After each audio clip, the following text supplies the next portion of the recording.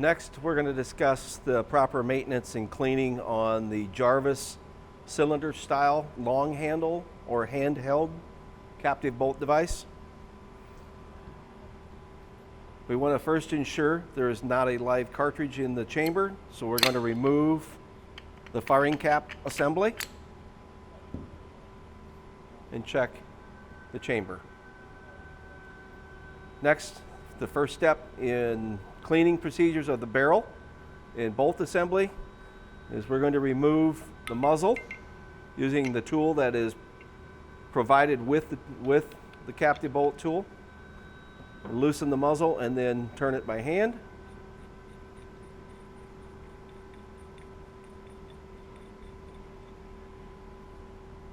We can then remove the bolt and bumper assembly. Then we have the barrel. To clean and inspect the barrel, we want to check and clean the chamber.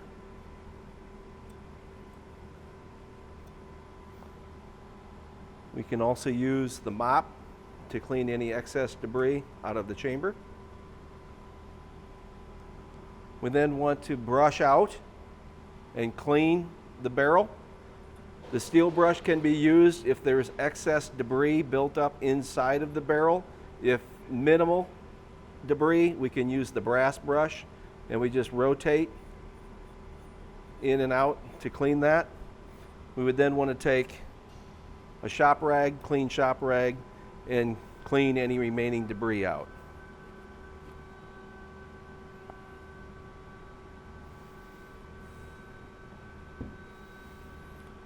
We then want to inspect the muzzle. We want to inspect the thread area. Please note there's an O-ring at the base of the threads. Make sure it's in good working condition. It's not frayed and it's not thinned. If it's in poor shape, it should be removed and replaced. We want to inspect the discharge, the inner bore, the travel of the bolt. Inspect it for any damage or wear. If any is present, it should be replaced. We simply clean with a clean shop towel. If we need, we can use a brush to clean any debris off, or we can use a green scratch pad to clean any debris off of the muzzle. The bolt assembly, there are 3 stop washers that come off. Then we have 8 sleeves. Please note the last sleeve on and the first sleeve on will take the most abuse and will wear faster than the inner sleeves. So we want to take those off in order and set them off to the side separately.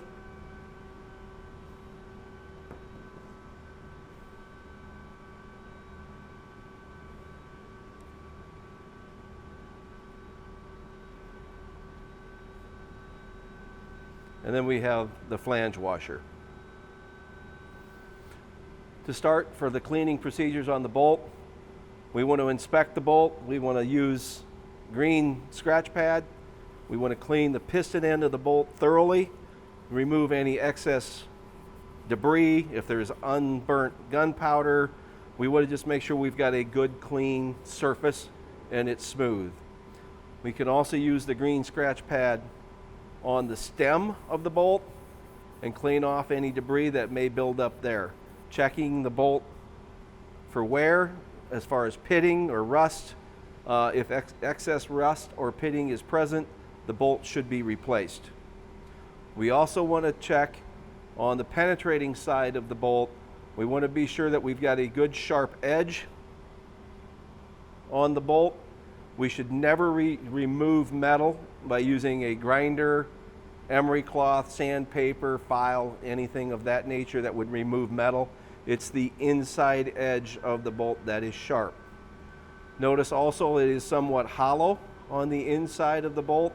It's hollow to about 5/8 of an inch.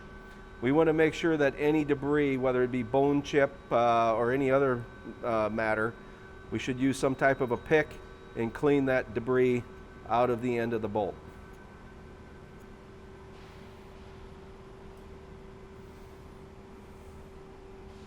The stop washers are designed to do that, what they say. They're designed to stop the sleeves from being pushed out the end. There are 3. We want to inspect the inside bore is where the wear occurs. So we want to make sure if we've got excessive wear, if it's lost a lot of material, we should replace that particular stop washer. We simply use a rag to clean the stop washers. Never use any oil or cleaning solutions on these particular sleeves.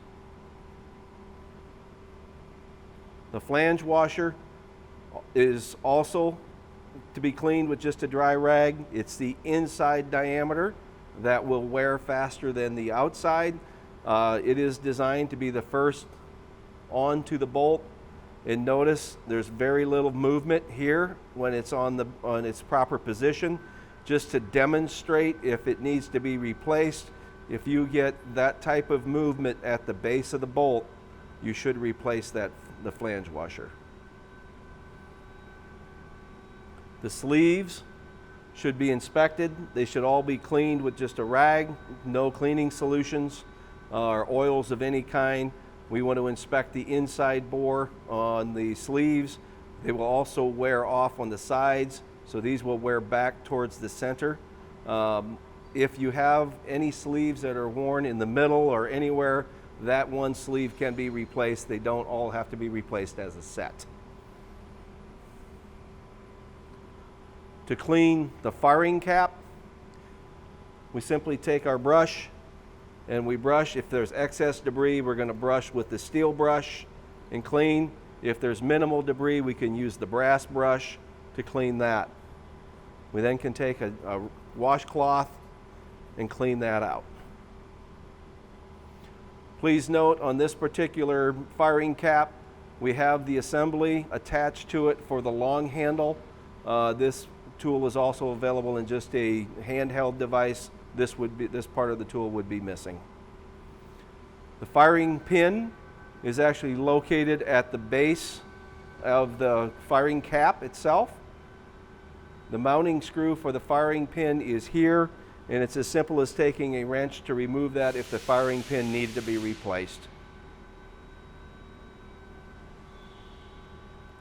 For reassembly, first we're going to reassemble the bolt configuration. We're going to put the flange washer back on. We'll then take our sleeves and replace our sleeves. And remembering to put the inside, or the first one on and the last one on into the middle.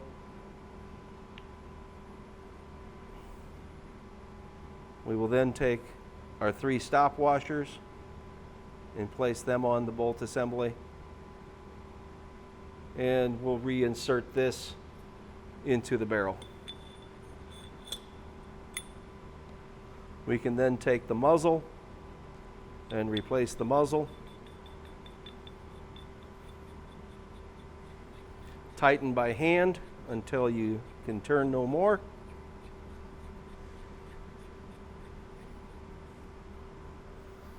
We will then take the muzzle tool and tighten. And that's the cleaning and maintenance procedures for the C-type impact stunner.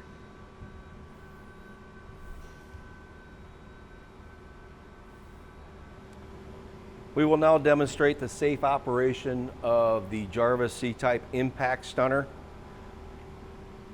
Please note, from a safety standpoint, you should never have any part of your body in front of the muzzle end of the tool, and should never have it pointed at any of your co-workers.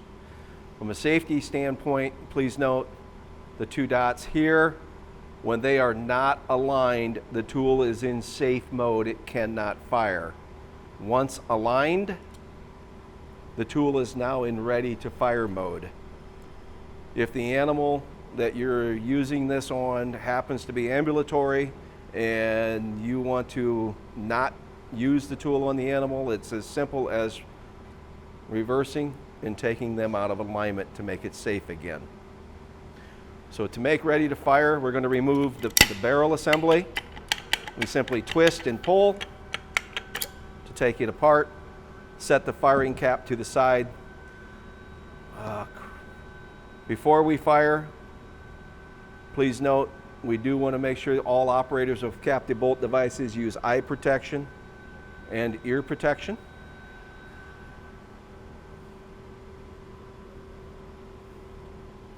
We can now proceed. We're going to take our cartridge, the power load, and put it into the chamber. We will then assemble the barrel onto the firing cap, twist and push. Notice I'm keeping my hand away from the muzzle end of the tool. We never want to push from the muzzle end. We always want to grab by the roundness of the barrel.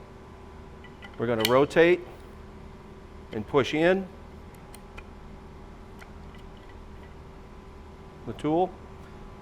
It's now in safe mode. I'm going to rotate to fire, and we simply place the tool and fire. The kickback that you saw is due to the density of the catalog that we shot. In normal operation, you will not see that type of kickback. To remove the spent cartridge, we then reverse and pull out the barrel, and the cartridge can be extracted at that point.